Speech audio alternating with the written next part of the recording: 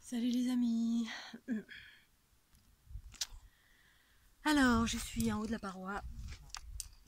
Enfin, une des parois. Je sais pas si on voit. Un petit peu plus. Donc j'ai mis un petit bout de temps à installer, à venir ici et à installer la paroi en partant du haut. En fait, j'adore faire ça. Installer. J'ai une corde qui fait 70 mètres à peu près. Et donc, il fait tellement chaud que j'ai installé les deux côtés en fait. Installer les cordes. Enfin, j'ai une corde que je peux dédoubler parce qu'elle est très grande, elle fait 70 mètres.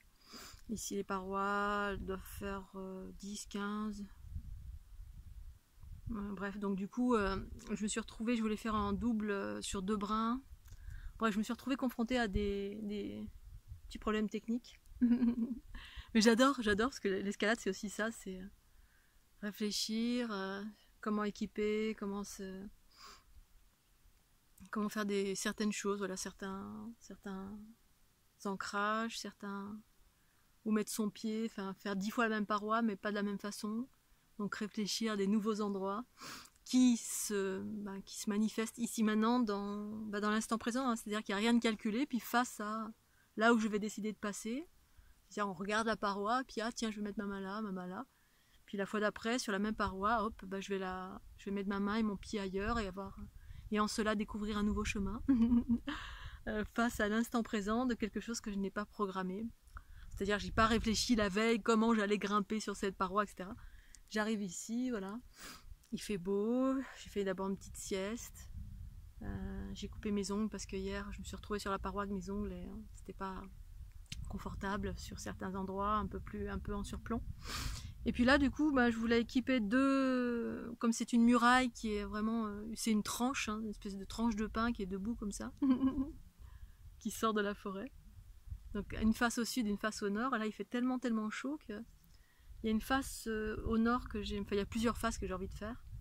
Et puis certaines, au niveau elles sont difficilement accessibles à moins de monter. Enfin, je peux grimper en tête sans être assurée du tout, mais voilà, j'y vais vraiment quand je le sens que je suis en confiance. Donc je suis très à l'écoute parce que c'est un sport, on ne peut pas se tromper. Sinon, ça fait bobo. Et donc d'où l'intérêt de ce sport aussi, c'est être en conscience, pleinement en conscience dans mon corps quand je grimpe ou quand je suis sur une paroi, un endroit.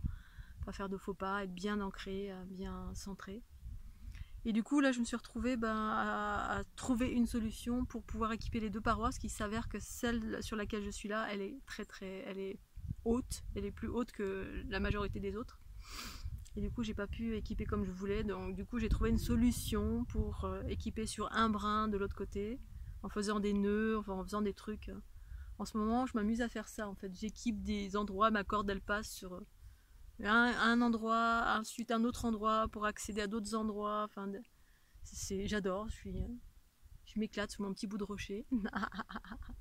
Pas besoin d'aller au sommet du Mont Blanc ou au sommet de l'Himalaya. Pour autant, on peut y aller aussi, hein, c'est chouette. Je me suis déjà approchée des Himalayas à plusieurs reprises, mais dont une en particulier à partir du Népal, à faire des randos sympas. Bon, moi je suis née au pays du Mont Blanc, donc la haute montagne je connais. Pour autant, j'ai jamais fait le Mont Blanc. J'ai eu l'occasion dans ma vie, lorsque j'avais 16 ans, de faire le Mont Blanc, mais j'étais à l'hôpital avec un genou cassé à l'époque où je devais le faire. C'est pas plus mal parce que j'avais la phlébingite aiguë, je l'aurais pas fait. Ou j'aurais été forcée, contrainte, comme la plupart du temps où je devais faire du sport et c'était fatigant. Parce que je pars du principe que il est important de faire une chose, il est important de faire une chose lorsque on y prend plaisir, joie, légèreté. Dès que ça devient contraint et forcé, c'est pas rigolo.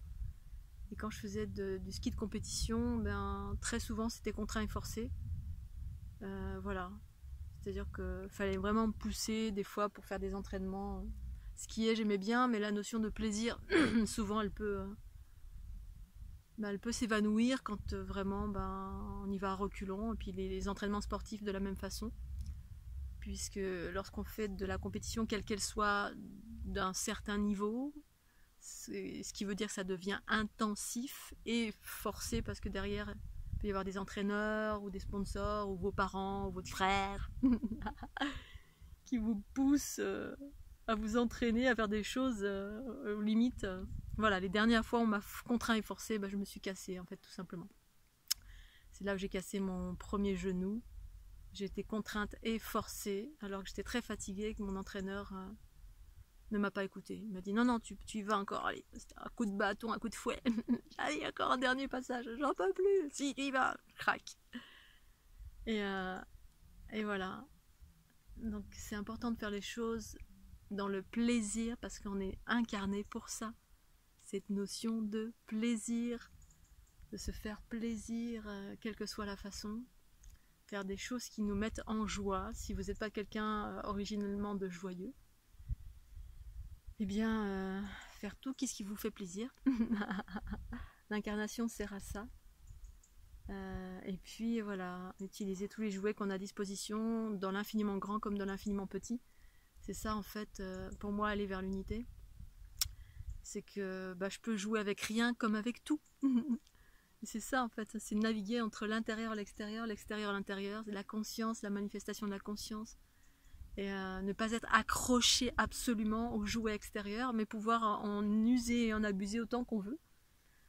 Tant que j'ai des joujoux, moi mes jouets c'est mon baudrier là, voilà. J'ai un baudrier, j'ai une corde, mais je pourrais très bien ne pas en avoir et grimper sur un bout de rocher. Ou si vraiment j'en voulais, acheter maintenant des choses, du matériel, on peut d'occasion quasiment tout acheter ou se faire prêter, bref, pour les besoins. Et puis voilà, et c'est juste la notion de si demain tout ça n'existe pas, je peux faire sans. Je peux être tout simplement au milieu de la forêt et puis grimper sur un petit bout de rocher avec rien, juste mon corps. Je m'éclate pareil.